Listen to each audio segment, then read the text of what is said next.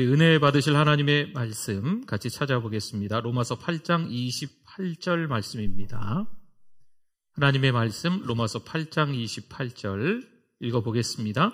우리가 알거니와 하나님을 사랑하는 자 곧 그의 뜻대로 부르심을 입은 자들에게는 모든 것이 합력하여 선을 이루느니라. 아멘. 우리 하나님의 말씀에 대한 우리의 고백 같이 하겠습니다. 주의 말씀은 내 인생의 빛입니다. 주의 말씀은 내 삶을 변화시킵니다. 주께서 말씀하신 대로 나는 하나님의 사랑받는 자녀입니다. 나는 축복의 통로입니다. 오늘도 주의 말씀에 내 마음의 문을 엽니다. 말씀하여 주옵소서. 듣고 깨닫고 말씀대로 살겠습니다. 아멘. 우리 잘 나오셨습니다. 우리 옆에 분들 앞에 분들 보시고 우리 반갑게 우리 인사하겠습니다. 잘 오셨습니다. 은혜 많이 받으세요.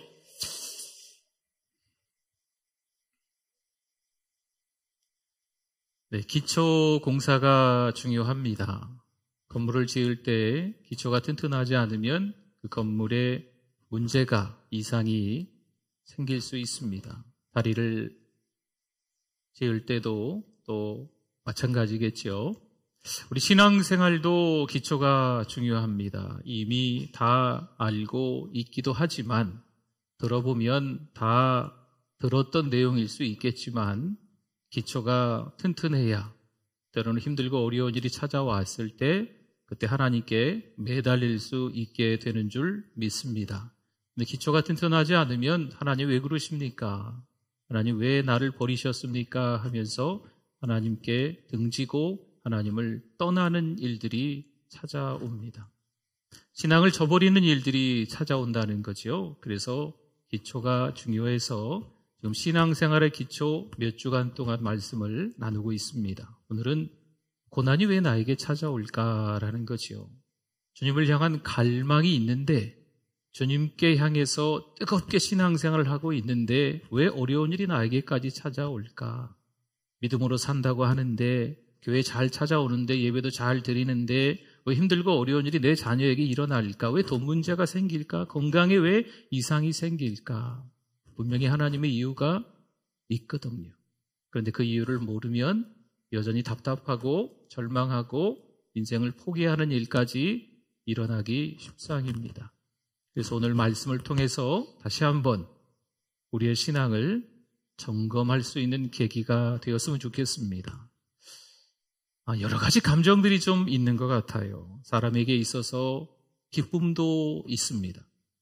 또 슬픔도 있는 거죠. 또 감사함도 있지만 억울함, 원통함도 있는 것 같습니다. 이 마음의 그릇 안에 이 그릇의 크기죠. 수용성, 얼마나 많은 감정들을 담아낼 수 있느냐 하는 거지요. 그런데 담아내고 담아내다 보니까 이 담을 데가 더 이상 없는 거예요. 그러면 이게 너무 속상한 거죠. 답답한 거죠. 절망에까지 이르고요. 스트레스를 받는 거죠. 이런 일들을 통해서 전혀 하나님이 기뻐하시지 않는 딴 길로 가는 경우가 종종 있게 됩니다. 내 마음에 충분히 담아낼 수 있으면 고난이 아니겠지요. 힘들고 어려운 일이 하나씩 쌓이다 보니까 고통이 되고 환난이 됩니다. 하지만 고난은 끝이 아니라 오늘 말씀의 제목에도 나와 있지만 쉼표입니다. 쉼표라고 하는 건 그 다음 진행사항이 또 있다는 것을 말하고 있어요. 훈련받는 기간이고 오히려 시간이 지나면 그때를 돌이켜보면서 감사할 수 있는 겁니다.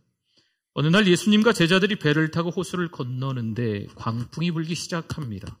사실 제자들 대부분이 아시는 것처럼 어부 출신이라 이 갈릴리 호수에서 잔뼈가 굵은 사람들입니다. 나름대로의 어떤 경력자이죠. 그런데 순식간에 배 안으로 물이 들어오고요. 통제불능인 거지요. 감당할 수가 없는 겁니다. 그렇습니다. 우리의 인생이 바다를 항해하는 것과 닮았습니다. 항해하다 보면 무슨 일이 일어날지 또 어떤 일을 만날지 상상도 안 됩니다.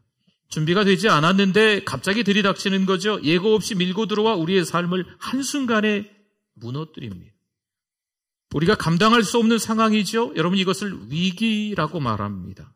어제까지도 멀쩡했는데 갑자기 암 선고를 받습니다. 그럼 모든 가족이 스탑. 아무것도 하지 못합니다. 모든 일을 다 내려놓고 거기에 매달리게 됩니다. 경제적으로 부도의 위기를 맞으면 꼼짝 못하고 무너집니다. 이혼의 위기, 자녀의 가출, 친구의 배신 등등등 이런 일들이 마찬가지입니다.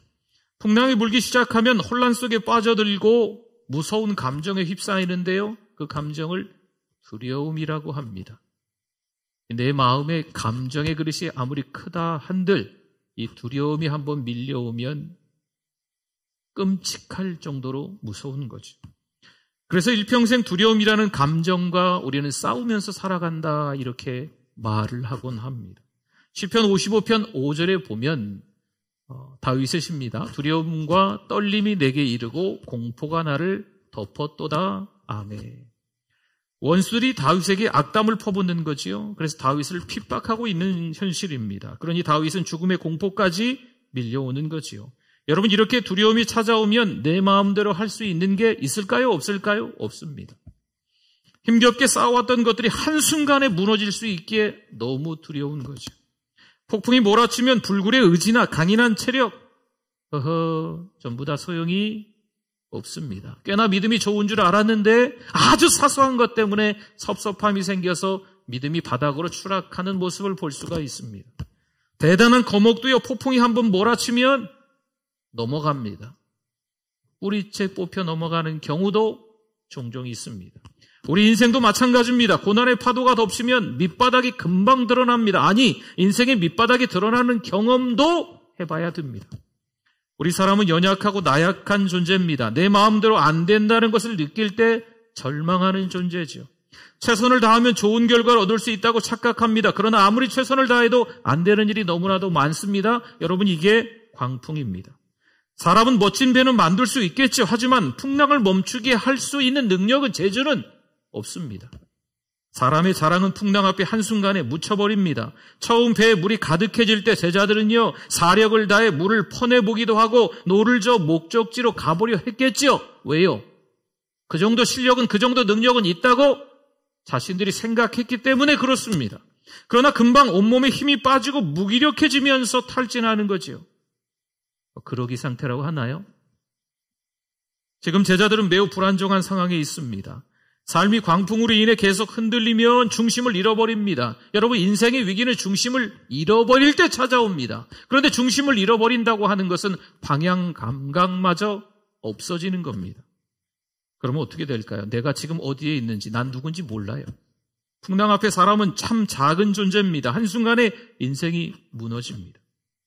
누가복음 8장 23절과 24절에 기록되죠. 행선할 때에, 항해할 때에 예수께서 잠이 드셨더니, 깊이 잠이 드셨더니, 원어의 의미가 그렇습니다. 마침 광풍이 호수로 내리침에 배에 물이 가득하게 되어 위태한지라. 제자들이 나와 깨워 이르되 주여 주여 우리가 죽겠나이다 한데 예수께서 잠을 깨서 바람과 물결을 꾸짖으시니 이에 그쳐 잔잔하여 지더라. 아멘. 예수님은 잠을 주무시는 고요한 상태에 있습니다. 반면 제자들은 혼란에 빠져 있습니다. 같은 배 안에서 같은 사건을 겪지만 좀 다르죠. 주님은 그냥 주무시는 것도 아니고 아주 깊이 잠드신 것 같습니다. 어떻게 보면 주님의 모습은요, 지금 이 현실이 광풍을 만나서 배가 뒤집혀질 지경, 전복될 지경임에도 불구하고 주무시는 걸로 봐서 현실과는 좀 다르게 사는 사람처럼 보입니다. 제자들은 지금 주무시는 예수님을 불편한 시선으로 바라보고 있는 거지요. 고난을 당할 때 사람들은요, 하나님을 의심의 눈초리로 바라봅니다. 지금 광풍으로 죽을 것 같은데 지금 바로 하나님이 개입해 주셔야 빨리 해결될 수 있을 텐데. 당장 발등에 불이 떨어졌는데도 하나님은 아무 소식이 없습니다. 침묵하고 계십니다. 작정하며 기도했는데, 애걸복걸 하나님 앞에 울며불며 기도했는데 하나님은 아무 말씀 안 하시는 거죠. 이대로 가다간 정말 죽을 것 같은데 하나님이 돕지 않으시는 것 같은 거예요. 조시나? 주무시나? 나를 떠나셨나? 나를 버리셨나? 이런 생각을 하게 되는 거죠. 지금 제자들의 마음은 다급합니다. 생사가 오가는 길목에서 지금 제자들이 어떻게 합니까? 주님을 불러요. 주여, 주여! 우리가 죽게 됐는데 그냥 내버려 두시겠습니까? 예수님께서 폭풍 속에서도 주무신다는 것은요, 사실 우리에게는 불안보다는요, 평안함을 안겨주는 거예요. 문제는 제자들은 처음부터 주님을 바라본 게 아닙니다. 풍랑이 처음 일어날 때 배 안에서 물을 퍼내고자 애를 썼던 그들입니다. 아무리 해도 물을 퍼낼 수 없다는 것을 깨닫고 난 이후에 그때서야 비로소 주무시는 예수님을 보고 예수님을 깨웁니다. 그럼 도대체 주님은 제자들에게 무엇을 보여주시려고 그랬을까요? 우리는 인생의 순풍에 돛을 단 듯 가기를 원합니다. 저마다 마찬가지일 거예요. 그러나 바다에 풍랑이 없기를 바라는 것은 너무 낙관적입니다. 풍랑이, 고난이 왔다면 올 게 온 겁니다. 인생에 풍랑이 없을 수 없습니다. 다만 시기의 차이가 있을 뿐입니다. 누구는 생각보다 더 빨리, 누구는 생각보다 더 늦게. 풍랑이 일어나자 제자들의 정체가 드러나기 시작합니다. 여러분, 고난이 오면 밑바닥에 숨어있던 것들이 노출돼요. 자, 마음속 깊은 곳에. 평상시에는 늘 천사 같아 보이지만 고난이 찾아왔을 때, 섭섭함이 찾아왔을 때, 억울함이 찾아왔을 때 숨겨놓은 성질머리들이 다 드러나는 거죠. 사람은 고난이 없으면 금방 우쭐거립니다. 우리가 얼마나 쉽게 자기 잘난 맛에 사는지 모릅니다. 풍랑은 제자들을 훈련시키는 필수 코스입니다. 갑자기 불어닥친 광풍처럼 보이지만 주님의 의도가 분명 선명하게 숨어 있습니다. 고난을 통해 우리를 더 깊어지게 하시려는 의도가 있습니다. 그래서 고난은 하나님의 뭐라고요? 쉼표입니다. 물론 우리는 고난을 원하지 않지만 하나님은 그 고난을 통해서 하실 일이 있으시기 때문입니다. 로마서 8장 28절, 우리가 알거니와 하나님을 사랑하는 자, 곧 그의 뜻대로 부르심을 입은 자들에게는 모든 것이 합력하여 선을 이루느니라. 아멘. 모든 것이, 여기서 모든 것이는요, 우리가 원했던 일이나 원하지 않았던 일이나 기뻐했던 일이나 슬펐던 일이나 감사했던 일이나 원통했던 일이나 모든 것이, 그 모든 것이 합력하여 선을 이룬다는 겁니다. 풍랑은 분명히 우리의 삶을 힘들게 합니다. 그러나 그것을 통해 받는 은혜가 크다 작다? 크다. 크다는 거죠. 만약 실패의 경험 없이 성공만 했다면 어떨까요? 승승장구한 인생을 살아가고 있다면 어떤 삶을 현재 살아가고 있을까요? 여러분 잘 보세요. 풍랑이 일어나기 전까지 제자들은요, 자신의 수준을 몰랐습니다. 광풍은 하나님께서 우리를 사용하시기 위한 쉼표입니다. 삶이 흔들릴 때 바로 그때 우리는 비로소 기도를 시작합니다. 그때 시련의 바람으로 인하여 하나님을 붙드는 법을 배우는 거지요. 인생의 밑바닥에서 시련과 광풍이 몰아칠 때 그때 하나님께 매달리며 하나님을 붙잡고 기도하는 거예요. 보세요. 예수님은 잠에서 깬 후 가장 먼저 바람과 물결을 꾸짖으십니다. 그러자 거대한 풍랑이 잠잠해지고 한순간에 상황이 바뀌어요. 역전되는 거죠. 누가복음 8장 25절에 제자들에게 이르시되 너희 믿음이 어디 있느냐 하시니 그들이 두려워하고 놀랍게 여겨 서로 말하되 그가 누구이기에 바람과 물을 명함에 순종하는가 하더라. 아멘. 제자들은 예수님이 광풍 앞에서 무기력하게 주무시는 분으로 오해했다는 거죠. 하지만 폭풍이 몰아치는 상황에서 주무시는 주님의 의도는 분명합니다. 제자들에게 당신이 누구이신가를 보여주려 하십니다. 주님은 위기의 순간에 하나님을 배우기를 원하시는 겁니다. 풍랑은 하나님의 쉼표입니다. 주님이 누구이신가를 알기 전까지 풍랑이 너무너무 커 보입니다. 주님을 알기 전까지는 우리의 삶에 닥치는 시련과 고난이 크게 보일 수밖에 없습니다. 그러나 주님을 알고 나면 어떨까요? 시련과 광풍이 너무 작아 보인다는 거죠. 이 정도야 그 정도야 하나님이 그것보다 더 크신 분이기 때문인 줄 믿습니다. 우리의 위기가 하나님의 위기가 아니겠지요. 하나님은 풍랑보다 크십니다. 여러분, 이 믿음의 태도가 우리의 삶을 바꾸어 놓습니다. 인생의 풍랑이 클수록 예수님이 누구신지 더 드러납니다. 제자들은 광풍이 몰아칠 때 이제 죽었구나. 이제 우리가 손쓸 방법이 없구나. 아무것도 할 수 없다 생각했겠죠? 주님은 우리의 시련에 무관심한 분이 아니시죠. 시련의 순간에 나를 도와줄 사람이 아무것도 없다 생각하는 것은요, 참 위험합니다. 말씀을 잘 보세요. 주님은 처음부터 그들과 함께 배 안에 광풍이 일어나는 그 시점에도 함께 그 자리에 계셨습니다. 주님은 처음부터 함께 계셨습니다. 인생이 흔들릴 때마다 하나님이 나와 함께 하신다는 그 생각을 늘 기억해야 됩니다. 나와 함께 하시는 주님을 깊이 경험하는 일이 너무나 중요하기 때문입니다. 그 임재 안에 머물러 있을 수만 있다면 어떤 광풍도 저와 여러분이 이겨낼 수 있는 줄 믿습니다. 누가복음 8장 25절에 노란 부분만 보세요. 너희 믿음이 어디 있느냐? 주님이 말씀하시죠. 무슨 말일까요? 그동안 함께 다니며 보고 들었는데 그 경험은 어디 있느냐? 나하고 함께 다녀봤지 않느냐? 너희들이 봤지 않느냐? 경험했지 않느냐? 그 믿음이 어디 있느냐는 거예요. 믿음만 있으면 언제든 이길 수 있는데 도대체 그 믿음이 너희들에게 어디 갔느냐 하시는 거죠. 믿음은 어려운 상황에 직면했을 때 필요합니다. 여러분, 그렇다면 우리의 실수가 무엇입니까? 믿음이 필요할 때 그 믿음을 찾지 못하는 거예요.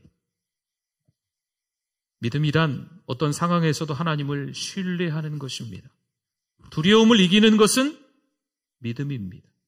불안과 스트레스를 이기는 것도 믿음입니다. 시련이 찾아오면 인맥, 권력, 돈 전부 모두 다 소용없습니다. 광풍이 내리치고 내가 지금 뒤집히고 있는데 돈이 무슨, 인맥이 무슨, 힘이 무슨 소용이 있겠습니까? 여러분, 핸드폰엔 아는 분의 전화번호가 몇 명이나 있습니까? 한 2-3명 있습니까? 아니잖아요. 20-30명 아닐걸요. 더 많으실걸요. 수백 명, 1000명 단위로 넘어가는 분들도 있을 거예요. 막상 힘들었을 때 전화할 사람이 있던가요? 단 한 명에게도 전화할 사람이 없습니다. 주님은 제자들의 믿음이 풍랑 속에서 한 단계 성장하기를 원하신 거예요. 그저 사람을 찾아서, 그저 돈을 찾아서, 그저 힘 있는 사람을 찾는 거, 이런 걸 원하시는 게 아닙니다. 광풍이 사라지는 게 중요한 것이 아니라 믿음이 자라는 게 중요합니다. 광풍은 지나가면 또 오기 때문입니다. 인생의 광풍은요, 아시죠? 끊임이 없습니다. 태풍을 예로 들어볼까요? 태풍이 하나 지나가면 2번 다시 태풍은 오지 않을까요? 아니에요. 또 옵니다. 우리 인생의 태풍을 딱 한 번만 경험하는 게 아니에요. 위기가 닥쳤을 때 제자들의 문제, 우리의 문제는 무엇일까요? 주님을 계속 신뢰하는 일에 실패했습니다. 그리스도는 모든 상황을 통제할 수 있는 분임을 믿지 못하는 거죠. 믿음이란 지속적으로 그리스도를 바라보는 것, 이게 믿음입니다. 두려움이 왜 옵니까? 잘못된 시선 처리 때문입니다. 풍랑을 계속 바라보면 두려움이 올 수밖에 없습니다. 마태복음 14장 29절과 30절에 오라 하시니, 무리로 예수님이 걸어오시는 거죠. 제자들이 유령인가 막 소동났어요. 배 안에서 주님이 맞으시면 저 오라고 해주세요. 베드로가 그래요. 그랬더니 주님이 오라 하시니, 베드로가 배에서 내려 무리로 걸어서 예수께로 가되 바람을 보고 무서워 빠져가는지라 소리질러 이르되 주여 나를 구원하소서 하니 아멘. 베드로의 시선이 주님께 있었습니다. 베드로의 시선이 주님께 있는 것뿐만이 아니고 주님의 음성에 머물러 있었습니다. 그때 무리를 걸었습니다. 하지만 베드로의 시선이 바람을 보니 무서워 바다에 빠집니다. 여러분, 이에 주님이 뭐라고 하실까요? 믿음이 작은 자여 왜 의심하였느냐? 여러분, 하나님께 시선을 고정하지 않았다는 건 하나님을 의심하고 있는 거예요. 하나님을 찾아야 될 때 하나님을 찾지 않고 돈의 핑계를 대고, 건강의 핑계를 대고, 자식의 핑계를 대고, 인맥의 핑계를 대는 것은 하나님을 의심하고 있는 겁니다. 바꿔볼까요? 하나님을 믿지 못하는 거죠. 풍랑을 만난 그들은 처음부터 잠들어 계시는 주님에게로 시선을 옮겼어야 했습니다. 주님이야말로 모든 상황을 바꿔놓을 수 있는 분이시기 때문입니다. 여러분, 믿음은 시선을 고정하는 거예요. 두려움을 주는 것으로부터 우리의 시선이 빠져나와야 합니다. 새로운 시선이 있어야 그것은 바로 누구실까요? 예수 그리스도가 되시는 줄 믿습니다. 그분만이 우리 힘이시고 능력이며 반석이 되는 줄 믿습니다. 성도 여러분, 앞으로도 풍랑은 계속 일어날 거예요. 죄송합니다. 안타깝지만 인생의 풍랑은요, 계속해서 우리를 덮칠 수도 있습니다. 그때마다 두려움에 떨고 혼란 속에 우리가 빠질까요? 주님은 광풍 속에서 우리의 믿음을 한 단계 끌어올리기를 원하십니다. 하나님이 누구이신지 안다면 믿음은 성장하고 광풍에 맞서 하나님이 하나님 되심을 증명하는 삶을 살 수가 있습니다. 왜 교회 나오세요? 광풍을 안 만나기 위해서. 왜 교회 나오세요? 돈 많이 벌려고. 왜 교회 나오세요? 자식 좋은데 직장에 취업시키고 좋은 사람 만나서 결혼시키기 위해서. 왜 교회 나오세요? 복 받으려. 여러분, 교회 나왔는데도 고난이 찾아와요. 교회 나왔는데도 광풍을 만나요. 교회 나왔는데도 어려운 일이 닥쳐요. 교회 나왔는데도 자식 문제가 생기고요. 교회 나왔는데도 돈 문제가 생기고 건강에 이상이 생기고, 그렇게 절친했던 사람이 믿었는데 그 친구한테 배신을 당하고, 교회 나왔는데 신앙으로 살아갔는데 주님을 향한 갈망이 가득한데 주님 없이 못 산다고 고백했는데, 지저스 올 예수님 한 분으로 충분한다고 고백했는데도 불구하고 그런 일들이 우리에게 닥친다는 거죠. 어떻게 하시겠습니까? 광풍은 은혜입니다. 광풍을 통해서 믿음이 한 단계 성장합니다. 고난은 쉼표입니다. 우리의 인생이 그대로 마침표를 찍는 게 아니라 성숙해지기 때문에 그렇습니다. 오늘도 우리의 삶의 광풍은 계속 일어나고 있습니다. 2023년 10달이 지나고 지금 11월 중순으로 달려가고 있습니다.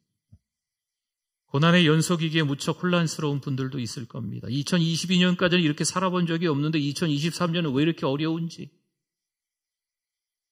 답답하고,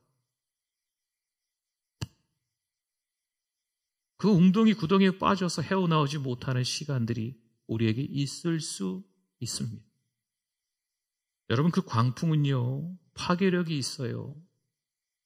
한번 웅덩이에 빠지면 손쓸 방법이 없고 절망하는 겁니다. 어설픈 자구책은 도움이 안 됩니다. 광풍 앞에서 우리의 한계를 빨리 인정하셔야 합니다. 내가 할 수 있는 게 아니구나. 누가 도와주셔야 될까요? 하나님이 하셔야 되는구나. 그것을 빨리 깨달아야 빨리 탈출하는 거예요. 우리의 지혜나 열심을 멈추고 하나님을 전적으로 바라보실 수 있기를 바랍니다. 성도 여러분, 믿음이 필요해요. 그냥 믿음이 아니라 광풍보다 더 강력하신 하나님을 전적으로 신뢰하는 믿음이 필요한 줄 믿습니다. 성도 여러분, 고난에 대항하는 믿음입니다. 두려움의 처방도 믿음입니다. 주님은 우리의 믿음을 확인하기를 원하십니다. 거대한 풍랑을 지나며 우리의 믿음은 어디에 지금 있습니까? 주님은 우리의 믿음이 어느 수준인가를 물으십니다. 우리가 풍랑 속에 있을 때 하나님은 멀리 계시지 않습니다. 침묵하지도 않으십니다. 하나님은 우리와 함께 하십니다. 주님은 그때 우리를 끝장내려 하시는 마침표가 아니라 쉼표입니다. 여러분, 문장을 쓸 때 점을 찍는 거를 마침표라고 해요. 그럼 문장이 끝났다는 거잖아요. 그런데 중간에 이렇게 컴마 같은 거, 이게 쉼표거든요. 찍는 건 그 다음 문장이 또 있다는 거죠. 고난이 하나님의 마침표가 아니고 쉼표라고 하는 것은 분명히 그 다음에 하나님이 이 훈련을 통해서 우리에게 깨닫게 하시는 게 있다 없다? 있다는 것을 말씀하고 있는 겁니다. 여러분, 모든 것은 하나님이 주도하십니다. 주권은 하나님께 있습니다. 어떤 폭풍이라도 하나님의 손안에 있음을 아시기를 축원합니다. 우리 같이 기도하겠습니다. 말씀 생각하면서 주여 한번 부르짖고 기도합니다. 주여, 하나님 아버지 은혜를 감사합니다. 여전히 하나님의 은혜 사랑이 있는데도 불구하고 하나님, 실수했습니다. 범죄했습니다. 욕심 부렸습니다. 육신의 정욕과 안목의 정욕과 이생의 사랑, 아버지께로부터 온 것들이 아님에도 불구하고 2023년 10달을 살아오면서 하나님 앞에 죄를 지었습니다. 하나님 용서하여 주시옵소서. 다니엘 세일의 기도회를 통해서 다시 한번 철저히 회개케 하여 주시고 믿음이 쌓이게 하여 주시옵소서.